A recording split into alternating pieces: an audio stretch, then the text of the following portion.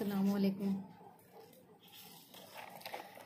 آج کا ہمارا جو ویڈیو ہے وہ الطاف حسین حالی کے حالات زندگی کے بارے میں آج بتاؤں گی۔ اس سے ریلیٹیو کوشچن آتے ہیں کہ الطاف حسین حالی کی غزل گوئی یا الطاف حسین حالی کے حیات زندگی پر مختصر نوٹ لکھیں، اس طرح سے کوشچن۔ تو میں اسے آج بتانے والی ہوں کہ الطاف حسین حالی کے حالات زندگی۔ الطاف حسین حالی پانی پت میں پیدا ہوئے۔ ابھی وہ 9 سال کے ہی تھے کہ والد کا انتقال ہو گیا۔ 9 عمری میں ہی شادی بھی ہو گئی، یعنی کم عمر میں ان کی شادی بھی ہو گئی۔ تحصیل علم کے شوق میں دہلی چلے آئے، یعنی کہ پڑھائی یا علم سے شوق رکھنے والے تھے اور اپنی آگے کی پڑھائی کے لیے انہوں نے دہلی جانے کا فیصلہ کیا اور وہ دہلی چلے آئے۔ یہاں انہوں نے عربی کی ابتدائی کتابیں پڑھی۔ اس دوران غالب سے ان کی ملاقات ہوئی، یعنی کہ پڑھائی کے دوران ان کی ملاقات غالب سے ہوئی اور انہوں نے اردو فارسی کا کچھ کلام بغرض اصلاح انہیں دکھلایا۔ اس کے علاوہ غالب سے فارسی کے کچھ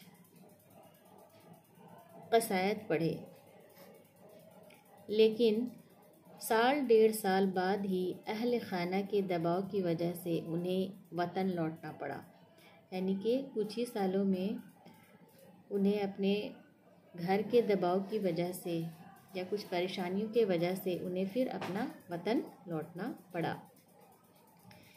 1863 عیسوی میں وہ نواب مصطفیٰ خان شیفتہ رئیس جہانگیر آباد ضلع بلند شہر سے وابستہ ہو گئے۔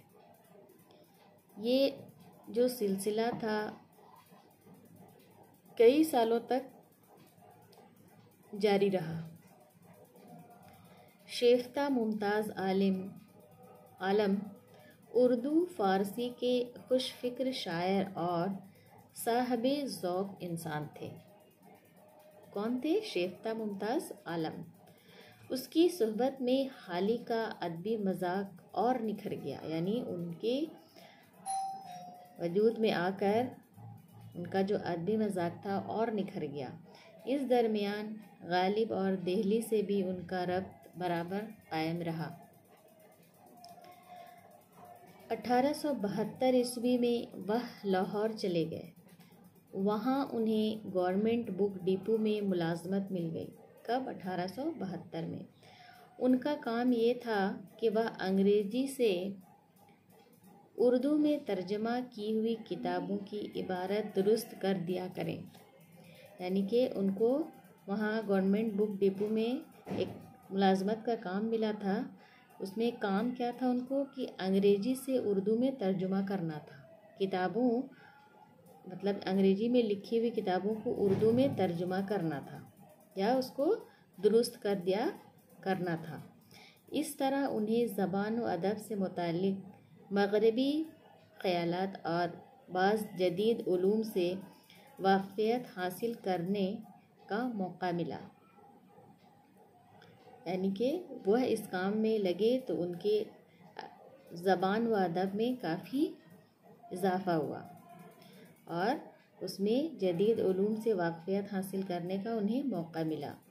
یہیں سے ان کے ذہن میں اردو نثر و نظم کی اصلاح کا خیال بھی آیا، یعنی کہ اسی کے ذریعے انہوں نے اردو نثر و نظم کی اصلاح کا خیال آیا۔ جب کرنل ہالڈرائٹ لاہور میں انجمن پنجاب کے مشاعروں کی بنیاد ڈالی تو حالی نے اس میں نمایاں طور پر حصہ لیا، یعنی کہ جب کرنل ہولڈرائٹ نے لاہور میں انجمن پنجاب کی مشاعروں کی بنیاد ڈالی تھی. کس نے؟ کرنل ہولڈرائٹ نے انجمن پنجاب کی. تو حالی نے اس میں حصہ لیا. حالی کو محمد حسین آزاد کے ساتھ جدید اردو نظم کے بنیاد گزاروں میں شمار کیا جاتا ہے. کس کو؟ حالی کو محمد حسین آزاد کے ساتھ جدید اردو نظم کی بنیاد میں شمار کیا جاتا ہے. حالی نے اردو میں نئے انداز کی سواں عمریوں کا سلسلہ بھی شروع کیا. کس نے کیا تھا؟ حالی نے. اور ان کی سواں عمریوں میں حیات سعدی 1886 یعنی کہ ان کی لکھی ہوئی سواں عمری حیات سعدی جو کہ 1886 میں لکھی گئی، یادگار غالب 1894 میں اور حیات جاوید 1901 میں لکھی گئی سواں عمریاں تھی. ان کی مشہور سواں عمریوں میں شمار کیا جاتا ہے اس تینوں سواں عمریوں کا. اور اس سواں عمریوں کا لکھنے کا چلن کس نے شروع کیا تھا؟ حالی نے. 1893 میں انہوں نے اپنا دیوان مرتب کیا تو اس کے شروع میں ایک مقدمہ بھی لکھا جو مقدمہ شعر و شاعری کے نام سے معروف ہے. اس کی اہمیت یہ ہے کہ شاعری کی تنقید پر یہ اردو کی پہلی باقاعدہ کتاب ہے. یعنی کہ ان کی جو مقدمہ شعر و شاعری ہے الطاف حسین حالی کی نہایت ہی مشہور شاعری کی تنقید پر اردو کی پہلی باقاعدہ کتاب مانی جاتی ہے. حالی نظم کے علاوہ غزل کے بھی اچھے شاعر تھے.